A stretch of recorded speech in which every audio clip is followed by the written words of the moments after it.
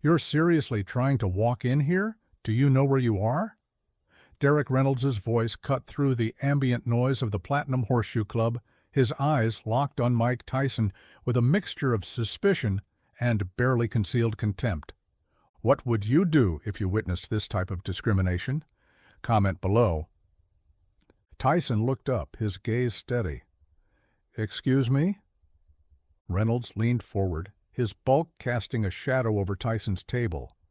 "Members only. This isn't some street corner you can just walk into. Hit like if you believe everyone deserves respect." The club's interior was a monument to Manhattan luxury. Crystal chandeliers suspended from ornate ceilings, casting a soft amber glow across polished marble floors. The air hummed with a carefully curated playlist, jazz melding with subtle electronic beats, creating an atmosphere of sophisticated exclusivity. The Platinum Horseshoe Club wasn't just another night spot. It was a microcosm of New York's elite social world, where wealth, connections, and appearance were currency more valuable than the crisp $100 bills tucked into designer wallets. Derek Reynolds knew this world intimately, or at least he thought he did. A 45-year-old security guard with a military background, he'd spent years cultivating an image of strict professionalism. Standing 6'2" with a barrel chest and a buzz cut that screamed ex-military discipline, Reynolds had built a reputation for being uncompromising. His personal history was a complicated tapestry of ambition and disappointment. Once a promising military police officer, he'd been discharged under murky circumstances, a disciplinary hearing that always felt more about politics than actual misconduct. The details were sealed, but the bitterness remained. Subscribe now to see how this explosive story unfolds. The nightclub scene became his new battleground. Here he could exercise control, determine who belonged and who didn't. And tonight Mike Tyson had walked into his crosshairs. Nearby patrons began to take notice. A group of young tech executives at a nearby table exchanged uncomfortable glances. Sarah Chen, a corporate lawyer in a tailored black blazer, discreetly pulled out her phone. Something told her this moment needed documentation. Marcus Rodriguez, the club's 29-year-old bartender, watched the interaction with growing concern. Born and raised in the Bronx, he recognized the signs of racial tension brewing. His fingers gripped the edge of the bar, caught between professional protocol and a growing sense of injustice. Where are you watching from? Drop your location in the comments. The club's sophisticated sound system continued its subtle musical accompaniment, seemingly unaware of the brewing confrontation. Soft jazz notes drifted through the space, a stark contrast to the rising tension. Tyson remained seated, but there was a controlled energy about him. At 57, he carried the weight of a legendary boxing career, public controversies, and personal transformations. His muscular frame, once the terror of heavyweight boxing rings, now sat with a calm that spoke of hard-earned wisdom and self-reflection. "I'm a guest here," he said evenly, "invited by the club owner." Reynolds scoffed. "That's what they all say. Tag a friend who needs to see this." The confrontation was more than just a moment. It was a collision of histories. Reynolds's accumulated racial resentments, Tyson's complex journey through fame, prejudice, and redemption. Around them, the club's patrons began to divide silently. Some looked away, uncomfortable. Others watched with a mix of curiosity and growing tension. The music seemed to fade, creating a bubble of anticipation around Tyson and Reynolds. "I'm going to need you to leave." "Now," Reynolds pressed, his hand hovering near his radio. Tyson's eyes, those famous eyes that had stared down some of the most intimidating boxers in history, remained calm. But there was something brewing beneath the surface, a warning, a challenge. Justice or overreaction? Tell us what you think. The moment balanced on a razor's edge. One more push, and everything would change. The tension in the Platinum Horseshoe Club had become a living, breathing entity, thick enough to cut with a knife. Derek Reynolds' discrimination wasn't a sudden impulse, but a deeply ingrained pattern. Growing up in a working-class neighborhood in Staten Island, he'd been raised on a toxic diet of racial prejudices passed down through generations. His father, a retired construction worker, had filled his head with bitter stories about changing neighborhoods and lost opportunities. Military service had initially seemed like an escape. Reynolds had hoped the structured environment would provide purpose. Instead, he discovered that hierarchies could be manipulated, that power could be a weapon. His discharge, technically honorable, but practically a forced exit, had only deepened his resentments. Security work at high-end Manhattan establishments became his new battleground. Here, he could exercise control, determine who belonged and who didn't. The Platinum Horseshoe Club was more than a job. It was his personal domain. Mike Tyson represented everything Reynolds had been taught to fear and resent. A black man who'd risen from poverty to global fame, who carried himself with an unbreakable confidence that defied every prejudiced narrative Reynolds had internalized. James Harriman, the club's owner, approached with calculated steps. At 60, he embodied old New York money, generational wealth that spoke through tailored suits and understated power. His family had owned real estate and social clubs for decades, understanding the delicate politics of exclusivity. "Is there a problem?" Harriman's voice was neutral, but his eyes were sharp. Reynolds straightened, momentarily thrown off balance. "This individual," he emphasized the word with clear disdain, "claims to be a guest, but he's not a member." Nearby, the club's patrons began to take sides. A group of young tech entrepreneurs exchanged uncomfortable glances. Sarah Chen, a corporate lawyer in a crisp black blazer, discreetly activated her phone's video recorder. Marcus Rodriguez, the 29-year-old bartender, watched with growing tension. What would you do if you witnessed this discrimination? Comment below. The club's sophisticated atmosphere, usually a carefully curated blend of jazz, soft lighting, and expensive whispers, had transformed into an arena of potential conflict. Tyson remained seated, but there was a coiled energy about him. His boxing history wasn't just about physical prowess. It was a narrative of survival, of navigating systems designed to limit and control. Every microaggression, every dismissive look was familiar territory.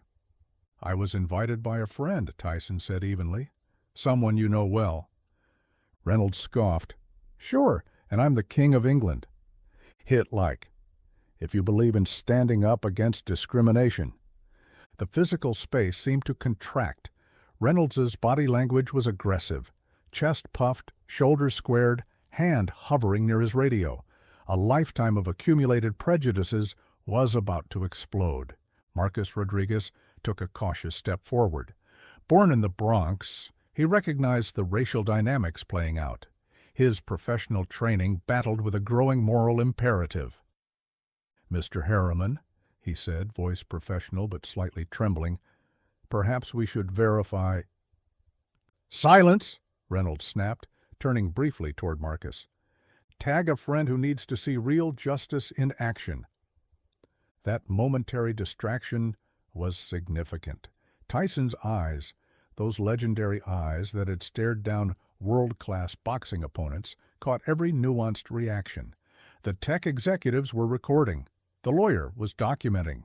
Witnesses were becoming participants. Harriman studied the scene, recognition slowly dawning. But before he could intervene, Reynolds continued his aggressive narrative. "This man does not belong here," Reynolds declared, racism no longer hidden behind a professional veneer. "Where are you watching from? Share in the comments." The club's patrons divided silently. Some looked away, uncomfortable. Others watched with a mix of curiosity and growing tension. The sophisticated sound system continued playing jazz, a surreal soundtrack to mounting conflict. A well-known sports promoter near the entrance began making urgent phone calls. Cameras were about to become the least of Reynolds's problems. Subscribe now to see how this incredible story unfolds. One push, one moment, everything was about to transform. Justice or overreaction? Tell us what you think. The moment of truth had arrived, bringing with it the weight of years of racial tension and systemic discrimination. James Harriman's recognition of Mike Tyson wasn't just a personal moment of identification. It represented a broader societal reckoning. The Platinum Horseshoe Club, a bastion of Manhattan's elite social circles, was about to become ground zero for a conversation about privilege, racism, and accountability. Derek Reynolds' entire life had been a narrative of missed opportunities and accumulated resentments. Growing up in a working-class Staten Island neighborhood, he'd internalized a toxic worldview passed down through generations. His father, a retired construction worker who'd lost jobs to changing economic landscapes, had filled his head with bitter narratives about changing demographics and perceived lost opportunities. The military had initially seemed like an escape route. Reynolds had hoped the structured environment would provide purpose, discipline, a chance to prove himself.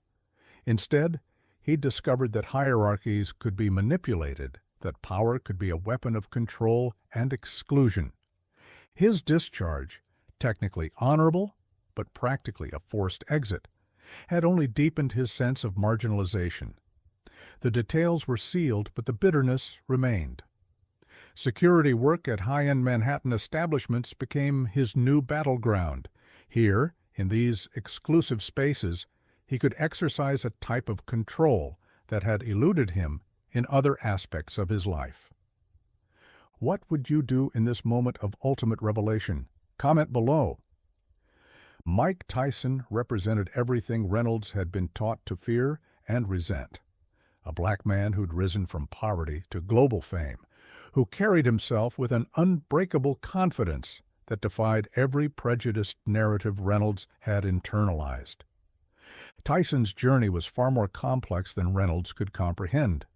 From the tough streets of Brooklyn to becoming a global sports icon, he'd navigated systems designed to limit and control. Each microaggression, each dismissive look was familiar territory, a landscape he'd traversed countless times. "Mr. Tyson is my personal guest," Harriman declared, his voice cutting through the mounting tension. "He's here to discuss a significant charitable initiative for youth boxing programs in underserved communities." The revelation landed like a heavyweight punch. Hit like, "If you believe in standing up against discrimination," Sarah Chen, the corporate lawyer, continued recording. Her professional instincts recognized this was more than just a nightclub incident. This was a potential landmark moment of racial discrimination being exposed in real time. The sports promoter near the entrance was fully engaged. Multiple phone calls were being made. Social media was about to amplify this moment exponentially. Marcus Rodriguez stood near the bar, representing a generation caught between systemic challenges and hopeful transformation. As a young Latino professional, he'd witnessed similar scenarios countless times: the microaggressions, the subtle and not-so-subtle racism that permeated upscale establishments. "Tag a friend who needs to see real justice in action." Reynolds's face transformed. The color drained, leaving a palette of embarrassment and fear. His entire professional identity, built on controlling access, determining who belonged, was crumbling in real time. Tyson stood up slowly, his muscular frame a reminder of his legendary boxing career. But tonight, his power wasn't physical. It was something more profound, the power of dignity, of calm resilience in the face of blatant prejudice. "I've dealt with people like you my entire life," Tyson said, his voice calm but laden with decades of experience. "But today, something different is going to happen." Where are you watching from? Share in the comments. The club's patrons were no longer passive observers. Smartphones captured every moment, recording, documenting. The viral moment was being created from multiple angles. Harriman turned to the club's management. "Prepare the necessary documentation. Mr. Reynolds will no longer be employed here." The words hung in the air, a sentence of professional execution. Subscribe now to see how this incredible story unfolds. The broader implications were significant. This wasn't just about one security guard's racist action. It was a microcosm of systemic issues that continued to plague professional environments across the United States. Reynolds attempted to speak, but no words emerged. His professional world was disintegrating, exposed by his own prejudiced actions. Justice or overreaction? Tell us what you think. Marcus Rodriguez approached Tyson, offering a gesture of profound humanity. "I apologize on behalf of the establishment," he said softly. Tyson nodded, his eyes reflecting a deep, hard-earned wisdom. "This isn't about me," he responded. "This is about changing a system that allows this to happen." Outside the club, cameras gathered. News outlets were being alerted. What had started as a private confrontation was now a very public reckoning. The story was about to become more than a viral moment. It was going to be a catalyst for broader conversations about race, privilege, and accountability. Reynolds stood frozen, the reality of his actions beginning to sink in. His career, his reputation, everything was about to change. In that moment, the Platinum Horseshoe Club transformed from an exclusive social space to a symbol of potential societal change, a single location where systemic racism was confronted, documented, and challenged. Tyson's final words would resonate far beyond this night. Change doesn't happen in silence. It happens when we have the courage to speak, to document, to challenge. Share your most powerful, honest, and meaningful experiences in the comments below. Every story matters. Every voice counts. Together, we can create real change. Drop your thoughts now. What did this story teach you about prejudice, respect, and standing up for what's right? Don't just scroll past. Engage. Share. Make a difference.